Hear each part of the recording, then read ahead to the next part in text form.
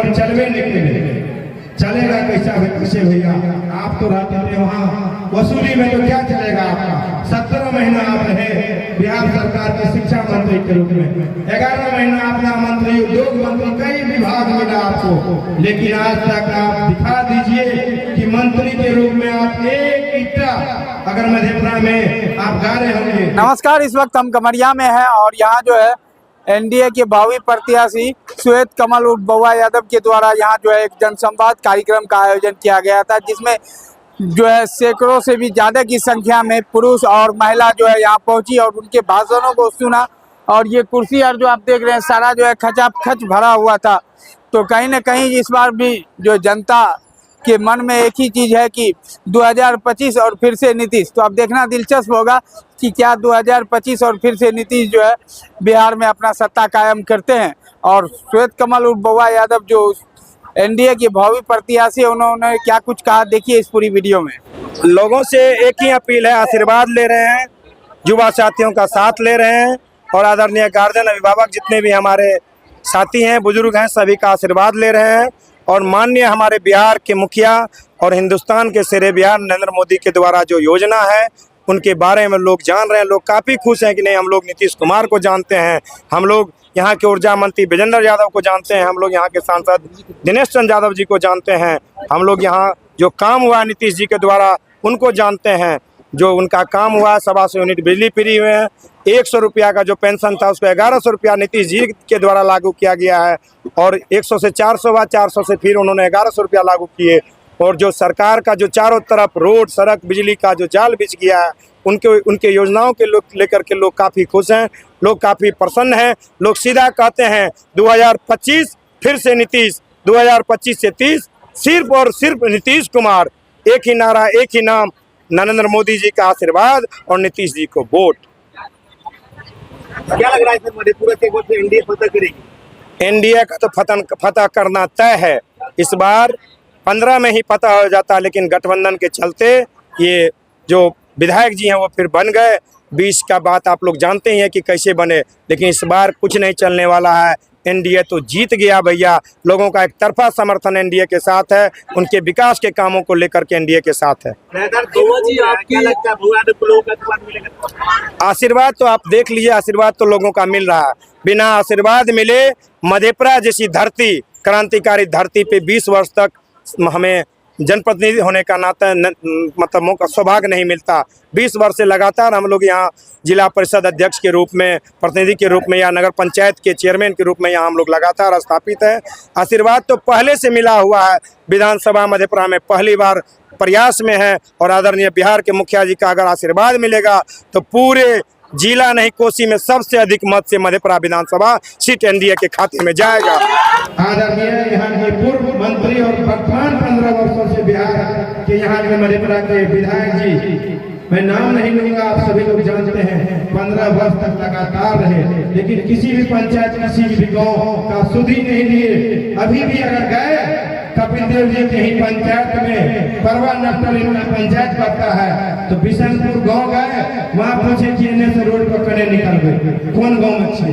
जिनको बिशनपुर गांव अपने पंचायत अपने 15 वर्ष तक लगातार अपने विधानसभा का आइडिया आज तक नहीं हो सका, वो क्या प्रतिनिधि होंगे आप सोच सकते हैं। लगातार शिक्षा मंत्री के रूप में 17 महीना रहे और एक हमर चलवे निकले चलेगा कैसे भैया? आप तो रहते थे वहाँ वसूली में, तो क्या चलेगा आपका? 17 महीना आप रहे बिहार सरकार के शिक्षा मंत्री के रूप में, 11 महीना आपका मंत्री, उद्योग मंत्री, कई विभाग मिला आपको, लेकिन आज तक आप दिखा दीजिए कि मंत्री के रूप में आप एक ईटा अगर मधेपुरा में आप गा रहे होंगे। ये सड़क जो देख रहे हैं, जिला परिषद की अध्यक्षा, जिला योजना समिति की अध्यक्ष होती है, ये सड़क माननीय बिहार का मुखिया नीतीश जी का देन है। और ये जितनी भी सड़क आप देख रहे हैं वो बोलेंगे कि हम बनाए। आप शिक्षा मंत्री बने, आप एक भी पूरे जिला के बिहार में एक भी दिखा दीजिए कि आपने पुस्तकालय बनाया। आप 17 महीना शिक्षा मंत्री रहे, आप दिखाइए कि एक भी विद्यालय का आप औचक निरीक्षण किए होंगे। आप दिखाइए कि एक भी किसी भी विद्यालय में जाकर के आप ईंट रखे होंगे, किसी भी विद्यालय का आप काम किए होंगे, लेकिन नहीं। फिर चुनाव आया, वही बात 15 में तो नीतीश जी की कृपा से ये विधायक बन गए। दोनों का गठबंधन हो गया, बिहार का मुखिया नीतीश जी का और लालू जी का दोनों का गठबंधन हुआ, ये विधायक बन गए 15 में। 20 में भी देखिए संजोग कहिए, बड़े नेता हैं तेजस्वी जी, लोग सम्मान करके वो माफी मांगे भरी मन से, हजारों की भीड़ में लोग ढल गए, विधायक बन गए। लेकिन इस बार अगर तेजस्वी जी भी आएंगे, हम लोग घूमते हैं गाँव गली गली, लोग कहते हैं कि हम लोग तो उस बार वोट दे दिए, लेकिन इस बार हम लोग माफी मांग लेंगे कि इस बार आपका उम्मीदवार नहीं चलेगा, हम लोगों को एनडीए का उम्मीदवार चाहिए, एनडीए गठबंधन का उम्मीदवार चाहिए।